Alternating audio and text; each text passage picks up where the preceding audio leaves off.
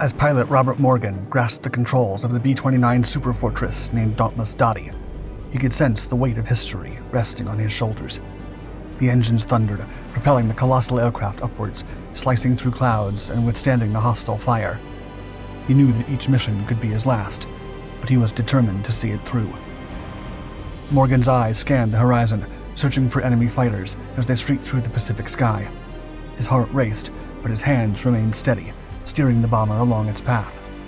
Amid the turmoil of war, he and his crew had forged an unshakable bond, relying on one another for their lives. As the target emerged into view, Morgan's fingers deftly moved over the controls, preparing to release the payload. This was their moment, the chance to change the course of the war. With a deep breath, he gave the order, and Dauntless Dotty unleashed her might on the enemy below.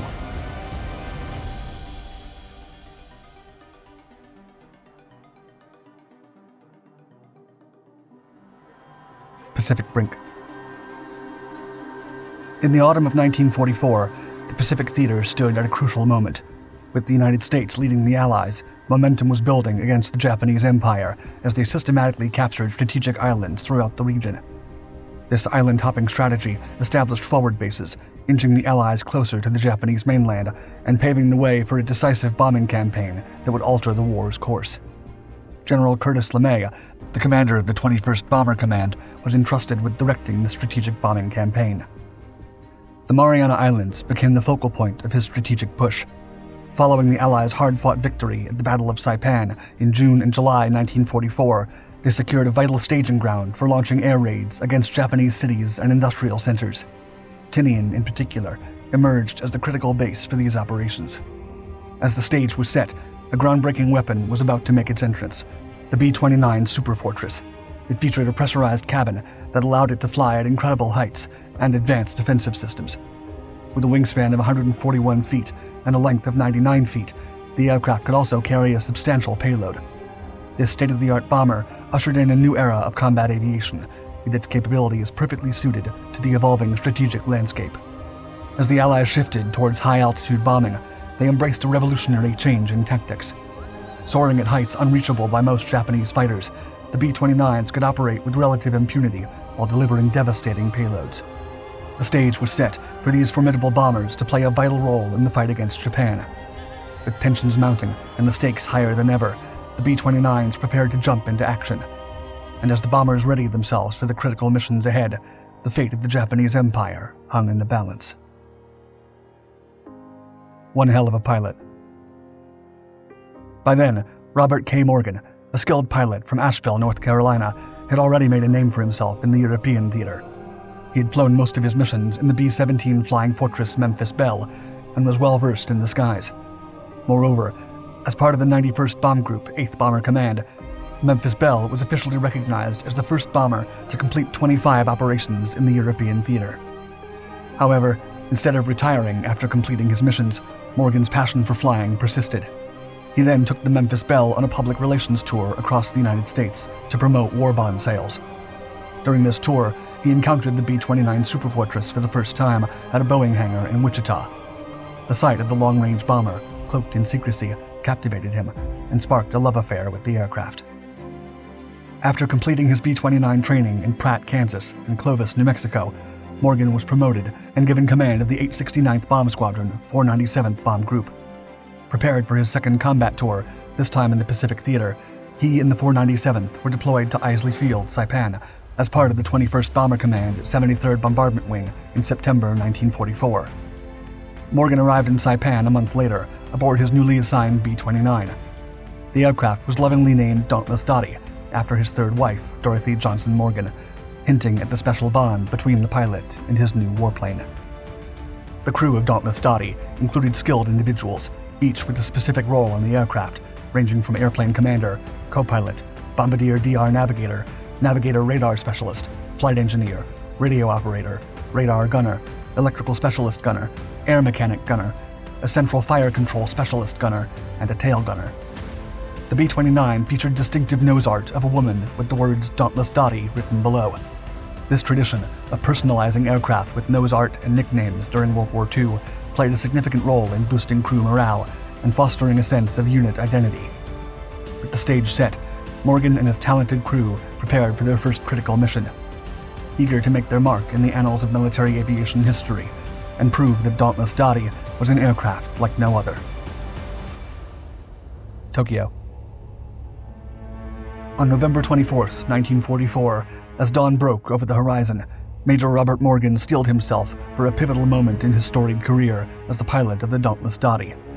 He would lead the 73rd Bomb Wing to Tokyo for 21st Bomber Command's first strike against the Japanese mainland since Doolittle's audacious attack 2 years earlier. The target was the Nakajima Aircraft Company's Musashi engine plant just outside Tokyo. With tensions running high and adrenaline coursing through their veins, the aircrew readied themselves for the formidable challenges that lay ahead. Then, as the sun's first rays bathed the airfield, 111 B-29s roared to life, led by Brigadier General Emmett Rosie O'Donnell, who soared alongside Morgan in the Dauntless Dotty. Their engines thundered as the bombers climbed, but 17 faltered and had to abort due to well-known engine failures.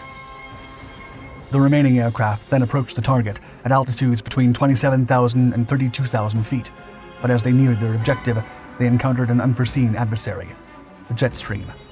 The fierce, high-speed wind, howling at speeds up to 450 miles per hour from the west, tossed the bomber formations like leaves in a storm, rendering accurate bombing impossible.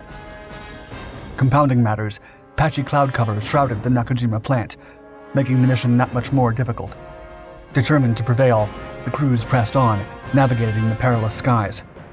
Of the dozens of warplanes on the raid, a mere 24 managed to drop their bombs near the target. However, the plant suffered only minimal damage, despite their valiant efforts. The air crackled with tension, filled with the deafening roar of engines, the thunderous explosions of anti-aircraft fire, and the frantic shouts of the crews. Amidst the chaos, a Japanese fighter rammed and destroyed one B-29, a grim reminder of the lethal stakes. Morgan, flying with his trusted bombardier, Vince Evans, who had also served with him on the Memphis Belle, later recalled the harrowing challenges they faced. Far from the triumphant beginning they had envisioned, the raid on Tokyo proved a baptism by fire, a dramatic and visceral reminder of the ever-present dangers and unforeseen challenges that awaited them in the Pacific Theater. Building up. On the night of March 9, 1945, Dauntless Dotty participated in another pivotal and innovative raid on Tokyo, Operation Meeting House. Conceived by General LeMay, this first nighttime low-altitude, high-intensity incendiary attack had B-29s fly individually, bypassing the need for assembly over the base or en route. Stripped of most defensive gun systems, each bomber carried 6 to 8 tons of M69 incendiary bombs, dropped from 5,000 to 6,000 feet to avoid jet stream and cloud cover, conserving fuel and engine wear. The 2-hour raid involved 302 B-29s, with 279 reaching their target. The firestorm that ensued destroyed 16 square miles of central Tokyo, making it the single most devastating air raid of World War II, surpassing the destruction of Dresden, Hiroshima, or Nagasaki. The raid demonstrated the potential of strategic bombing and shifted the tides of the war. Though 14 B-29s were lost, the mission marked a significant turning point, with superfortresses starting to make a considerable impact on Japan's war effort. Meanwhile, Major Morgan completed 25 missions in the Pacific, flying with various crews as a squadron commander. On April 14, 1945, General O'Donnell, who had flown the first Tokyo mission with Morgan, suggested he finally retire from combat. Morgan agreed and left Saipan on April 24th. Dauntless Dotty continued in combat, accumulating 53 missions, 880 combat hours, and 176,000 combat air miles. Unfortunately, on June 6, 1945, she crashed into the Pacific Ocean after takeoff from Kwajalein, with most of the crew perishing. The wreckage remains at a depth of approximately 6,000 feet to this day. Dauntless Dotty's missions played a pivotal role in the outcome of the war, as the B-29s gradually wore down the Japanese war effort. Their enduring legacy showcases the bravery, skill, and determination of those who flew and maintained such formidable machines. Thank you for watching our video. Don't hesitate and join us on a journey through the captivating tales of dark skies. Also, subscribe to our other Dark Documentaries channels to find more exciting historical content that will keep you on the edge of your seat. And don't miss out on our latest releases by hitting the notification bell. Stay tuned for more.